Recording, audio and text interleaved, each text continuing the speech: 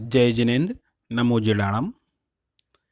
जैसा कि हम सब जानते हैं कि पिछले कई दिनों से हम आचार्य हरिभद्र द्वारा लिखित ह- षट दर्शन समुच्चय इस ग्रंथ को आधार बना करके भारतीय दर्शनों का अध्ययन कर रहे हैं।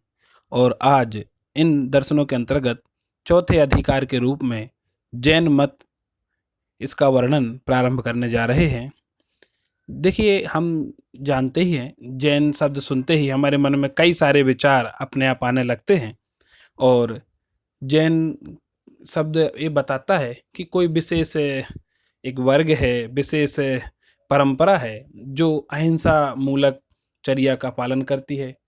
जैन शब्द सुनते ही एक वीतरागता का स्केच भी हमारे सामने बन जाता है, इनके मुनियों के संदर्भ में, इनकी चर्या के संदर्भ में, दिनचर्या के संदर्भ में बहुत सारी चीज़ें हमारे दिमाग में आने लगती हैं। तो इन सब का अध्ययन हम इस चौथे अध्याय के अंतर्गत करेंगे। और जैन धर्म, जैन दर्शन का इतिहास, इतिहास के साथ साथ उसका उद्भव और विकास, विकास के साथ साथ वर्तमान में जो भेद प्रभेद जैन दर्शन में हो गए हैं, जैन धर्म में हो गए हैं, उन सब की चर्चा भी हम करेंगे।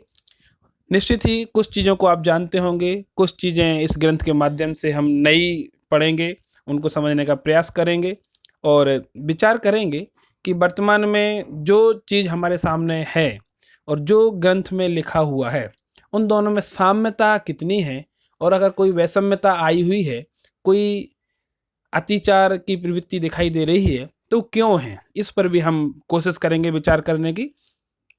चलिए थोड़ा सा पहले हम समझते हैं कि जैन दर्शन है क्या चीज़, सामान्य रूप से हम जैन दर्शन को किस रूप में जानते हैं। देखिए, कुछ चीज़ें आपके सामने मैंने रखी हुई हैं। सबसे पहले जैन शब्द क्या है, जैन की परिभाषा क्या है।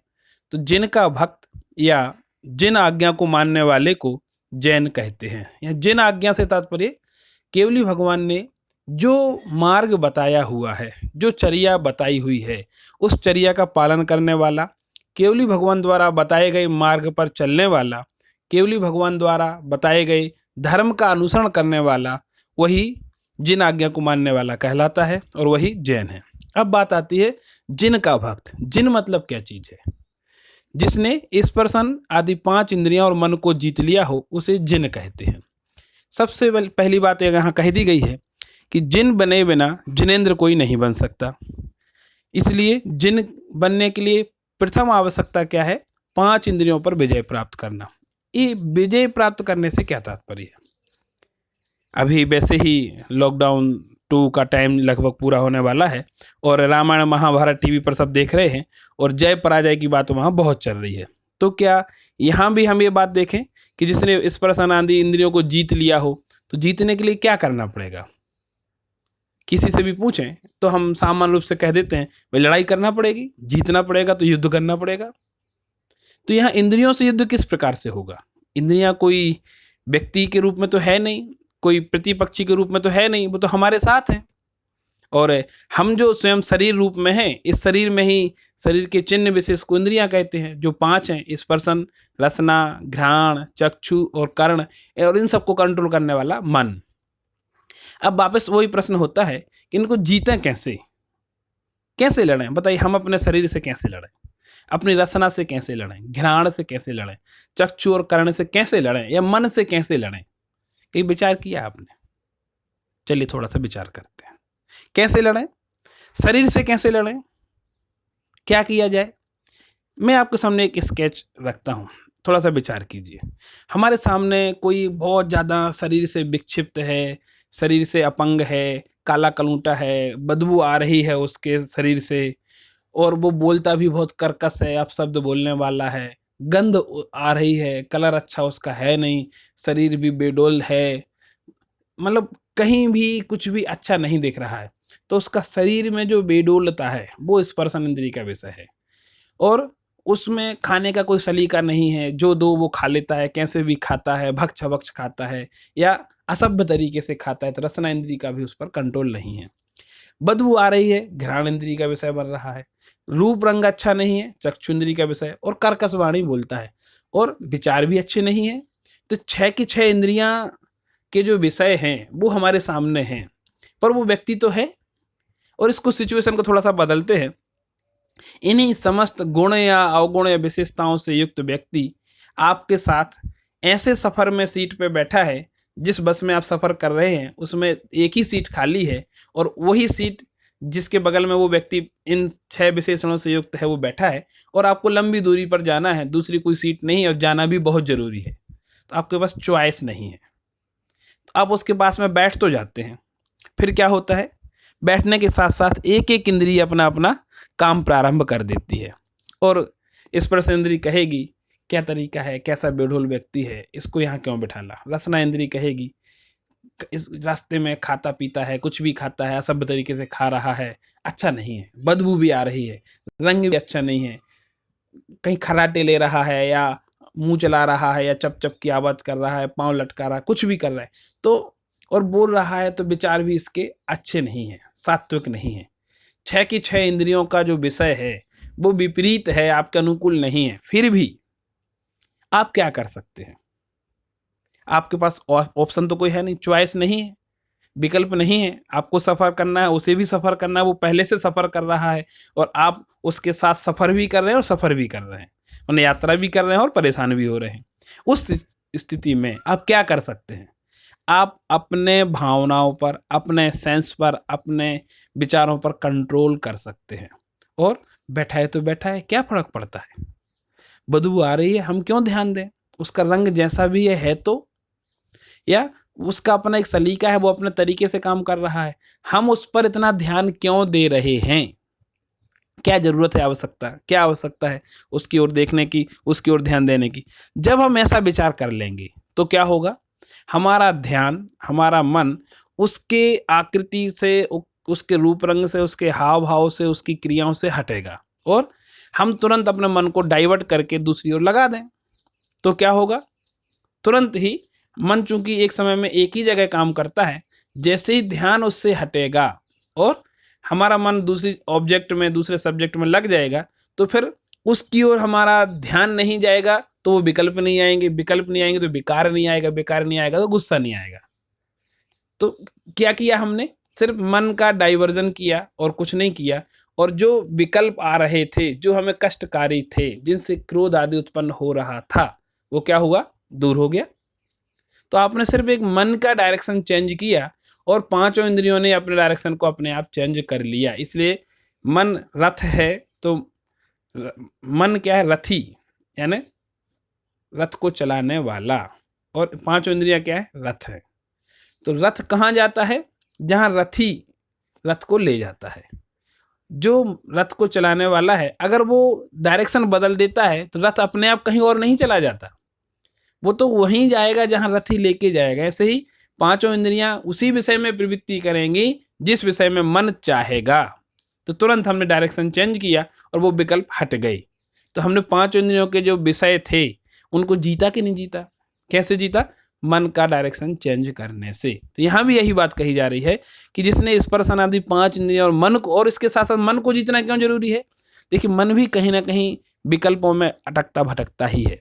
मन में विचार उत्पन्न होते हैं, विचार के अनुसार प्रवृत्ति होती है, तो कहीं ना कहीं मन को जीतना भी आवश्यक हो जाता है। और जब ये सब हमारे कंट्रोल में आ जाएं, अर्थात हम जो चाहें वही विचार हमारे मन में आए, अन्य कोई विचार हमारी आज्ञा के बिना, हमारी परमिशन के बिना ना आए, तो फिर हमने मन को भी जीत लिया। जो व्यक्ति ऐसा कर लेता है, पूर्ण रूप से पांचों इंद्रियों और मन पे विजय प्राप्त कर लेता है, वह जितेंद्रिय बन जाता है। जित इंद्रिय, इंद्रियों को जीतने वाला, और वह व्यक्ति ही पूर्ण वीतरागी कहलाता है। वही व्यक्ति पूर्ण ज्ञानी बन सकता है और उसी का आचरण, श्रेष्ठ आचरण, पूर्ण चारित्र वाला कहला सकता है। इसलिए जिन शब्द बहुत महत्वपूर्ण है। तीसरा है जैन की पहचान, और क्या है, देखिए हम कुछ पहचान भी यहाँ बता रहे हैं। जैन श्रावक की पहचान निम्न चिन्हों के माध्यम से, निम्न क्रियाओं के माध्यम से भी कर सकते हैं। पहली क्रिया क्या है, जो दिन में शाकाहारी भोजन करता हो। सबसे पहली बात तो मांसाहार ना करता हो, पूर्णतः शुद्ध शाकाहारी हो और दिन में भोजन करता हो। दूसरा, पानी को छान कर पीता हो। छानने के संदर्भ में अभी 2-3 दिन पहले हमने सांख्य दर्शन का जब अध्ययन किया था, उस समय पानी छानने की एक विधि वहाँ पर विशेष रूप से बताई गई है, और वही विधि जैन परंपरा में भी स्वीकृत है। एक डेमो के माध्यम से भी मैंने आपको बताया था सांख्य दर्शन के प्रारंभ में ही। तो पानी छान कर पीता हो। अब यहाँ भी कुछ शंकाएं हैं कुछ लोग कहते हैं सर बिसलेरी का पानी है वो तो 100% प्योर है, उसको छानने की क्या आवश्यकता है।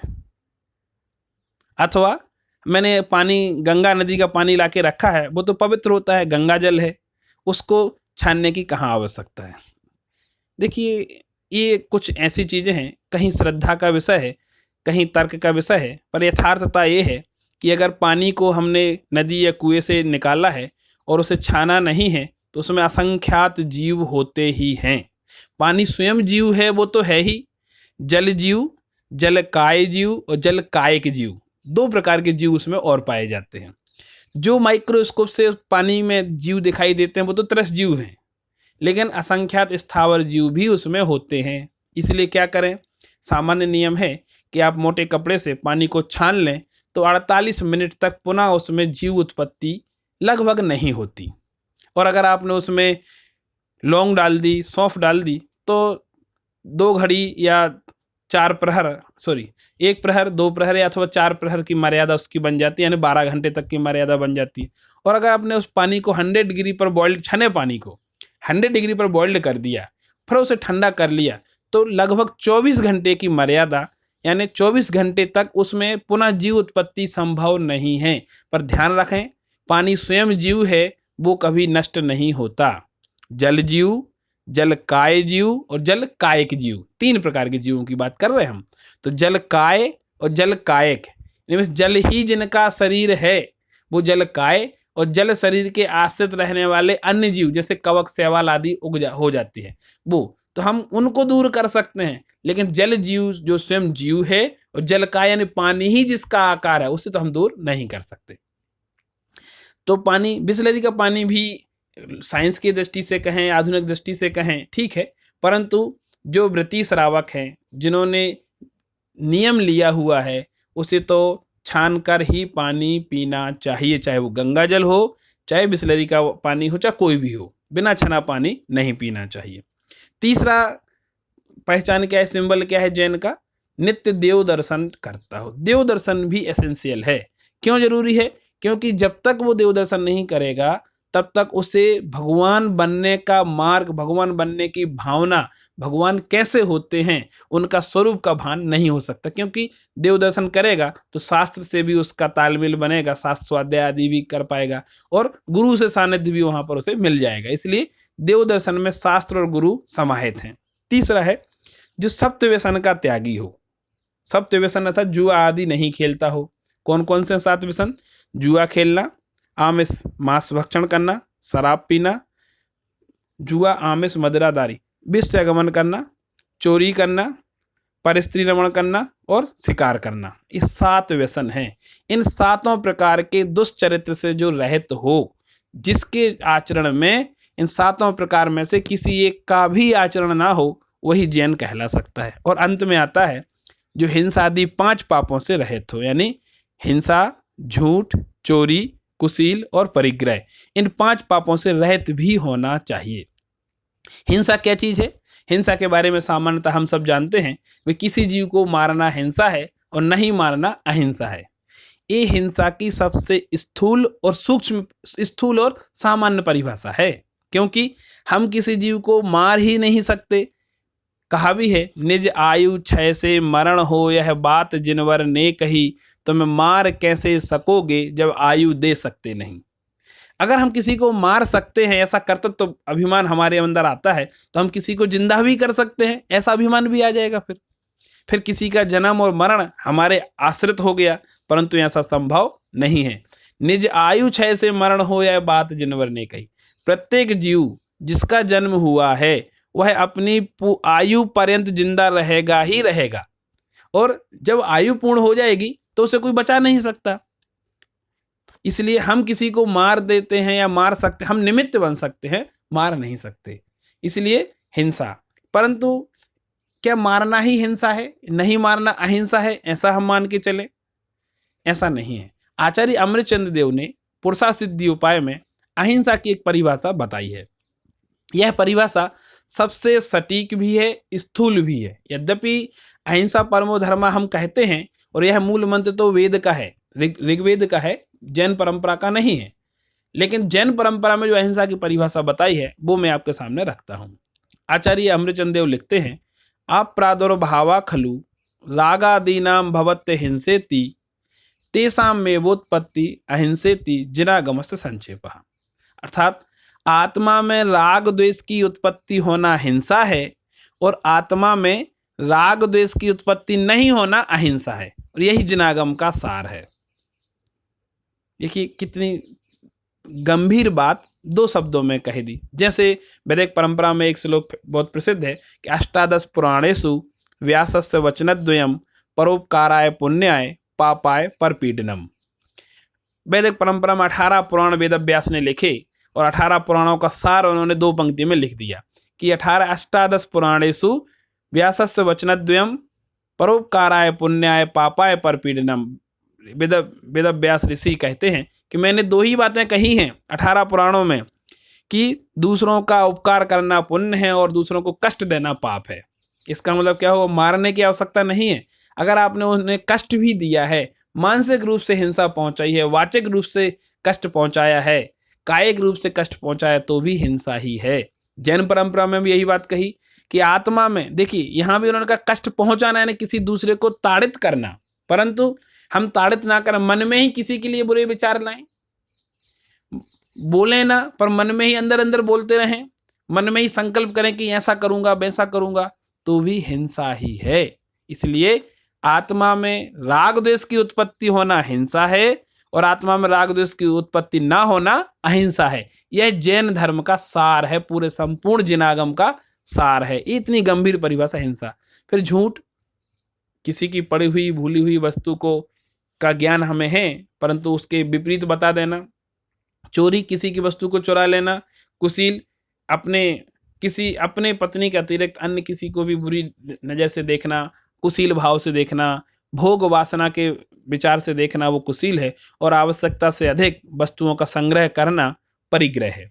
आज के इस सिनेरियो में, जो कि कोविड-19 का समय चल रहा है, इस सिनेरियो में तो अपरिग्रह और परिग्रह का कॉन्सेप्ट बहुत अच्छे से हम समझ सकते हैं, क्योंकि आज हम अपने चारों ओर आवश्यकता और अनावश्यकता का विहंगम दृश्य भी देख सकते हैं, जो खतरनाक भी है और अच्छा भी है। दोनों तरीके की पिक्चर आज देखने को मिल रही है। बहुत सारे लोग जो समाज सेवा कर रहे हैं वो दूसरों की आवश्यकता की पूर्ति करने में लगे हुए हैं, अर्थात उन्हें रोटी कपड़ा मकान, यानी इस समय तो भोजन मस्ट है, तो भोजन की पूर्ति करने के लिए सब प्रयास कर रहे हैं, तो वो आवश्यकता है।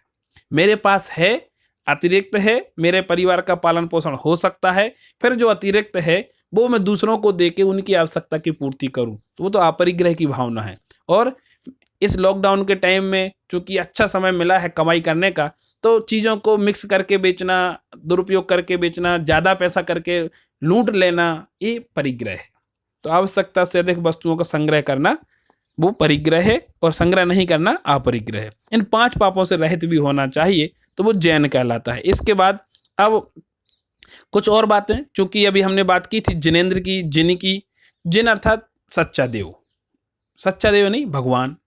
तो भगवान के लिए परिभाषा हम करें तो परिभाषा कैसे की जा सकती है? कुछ पहचान हमें बताना पड़ेगी। हम मंदिर जाते हैं तो मंदिर में क्या पहचान है कि ये भगवान है? तो वहाँ मूर्ति दिखती है, तो वहाँ कहा गया जय परम शांत मुद्रा समेत भवि जन को निज अनुभूति हेत भवि भागन वस जोगे वसाय तुम ध्वनि है सुनी विभ्रम नसाय। यानी भगवान का स्वरूप कैसा बताया? जय परम शांत मुद्रा। परम शांत मुद्रा, नासाग्र दृष्टि में भगवान विराजमान है, परम वीतरागता है और भव्य जीवों का भाग्य का उदय आता है। अभव्य तो पहुंचता ही नहीं है, भव्य जीव ही पहुंचते हैं, तो उनके पुण्य के उदय से भगवान की वाणी सुनने को मिलती है। तो यानी ज्ञान होगा तभी वाणी मिलेगी, सर्वज्ञता। और उनके स्वरूप को देख करके उनके जैसा बनने का विचार आता है, यानी चारित्र है उनके अंदर है। तो हितोपदेशिता भी है, ज्ञान भी है, चारित्र भी है और परम शांत मुद्रा भी है। इसलिए यहाँ परिभाषा दी गई है कि जैन धर्म अनादि काल से प्रवाहमान धर्म है। जैन धर्म व्यक्ति प्रधान ना होकर गुण प्रधानी है। यहाँ किसी व्यक्ति विशेष की पूजा नहीं होती है। जो कोई भी परम वीतरागता को यानी राग द्वेष मोह से रहित अवस्था को, पूर्ण ज्ञान यानी सर्वज्ञता को प्राप्त कर लेता है तथा जो राग द्वेष से रहित वचनों को बोलने वाला अर्थात हितोपदेशी है, वही सच्चा देव है, वही अरिहंत है। वर्तमान में जैन परंपरा में 24 तीर्थंकर ऋषभ देव से लेकर के महावीर पर्यंत 24 तीर्थंकर हुए। इनको अरिहंत के रूप में, सर्वज्ञ के रूप में पूज्यपना प्राप्त है और इनको पूजा जाता है, इन्हीं की ही मूर्तियां बनाई जाती हैं। इसके साथ साथ जैन परंपरा में जो अनादि मंत्र णमोकार मंत्र है, णमो अरिहंताणम, णमो सिद्धाणम, णमो आयरियाणम, णमो वज्रायाणम, णमो लोये सभ्य साहुणम, ऐसो पंच णमोकारो सभ्य पाव पणासड़ो, मंगलाड़ंच सव्वे सिम पड़मम हवई मंगलम। यह जो पंच नमस्कार मंत्र है, इसमें अरिहंत को पहले नमस्कार किया गया गुरु के रूप में, फिर सिद्ध भगवान 8 कर्मों से रहित, फिर आचार्य परमिष्टि जो मोक्ष मार्गी हैं, उपाध्याय परमिष्टि जो सबको ज्ञान प्रदान कर रहे हैं, और साधु परमिष्टि जो ज्ञान ध्यान तप में लीन हैं, इनको नमस्कार किया गया है। और इनका अंतिम लक्ष्य वीतरागता की प्राप्ति, सर्वज्ञता की प्राप्ति और हितोपदेशीपना है। इसलिए जो वीतरागी, सर्वज्ञ और हितोपदेशी है, वही सच्चा देव है। इस प्रकार से जैन दर्शन में देव की बात कही गई। अब हम बात करते हैं जैन दर्शन को थोड़ा सा और विचार कर लेते हैं, क्योंकि हमें अब ग्रंथ प्रारंभ करना है। तो उसके पहले जैन परंपरा में और क्या क्या चीज़ें हैं। जैन परंपरा में वर्तमान हुंडा औसपनी काल में ऋषभ से लेकर के महावीर पर्यंत 24 तीर्थंकर हुए। अंतिम तीर्थंकर भगवान महावीर का जन्म चैत्र माह के शुक्ल पक्ष की त्रयोदशी तिथि को ईसा पूर्व 599 में हुआ था। उनकी आयु 72 वर्ष की थी। भगवान महावीर का निर्माण यानी मुनि महावीर का निर्माण कार्तिक कृष्ण अमावस्या ईसवी ईसा पूर्व 527 में हुआ था। महावीर के निर्माण के उपरांत श्रुतधराचार्य, भद्रबाहु स्वामी एवं स्थूलभद्र के काल में, लगभग दूसरी तीसरी शताब्दी का समय है, ईसा पूर्व का समय, इस काल में 12 वर्षीय अकाल पड़ने के कारण से उत्तर भारत में, विशेष उज्जैन के एरिया में 12 वर्ष का एक लंबा अंतराल वाला अकाल पड़ा, जिस कारण से जैन परंपरा में 2 संप्रदाय बने। तो अभी तक हमने जो बात की वो जैन इतिहास की बात की। अब हम बात करेंगे आगे 2 संप्रदाय जैनों में जो विभाजन हुआ वह किस रूप में हुआ, विभाजन के कारण क्या रहे, और कारण की बात जो परंपराएं स्थापित हुई उनका मत क्या है, किस रूप से उनकी आगे परंपरा चली, वर्तमान में किस रूप में वो प्रचलन में है, इन सब की चर्चा हम कल करेंगे। तब तक के लिए आप सब ग्रंथ में पेज नंबर 160 चौथा अधिकार, इसके प्रारंभिक 1-2 पेजों का अध्ययन कर लें, जिससे हम आगामी चर्चा करेंगे तो आपको लाभ होगा।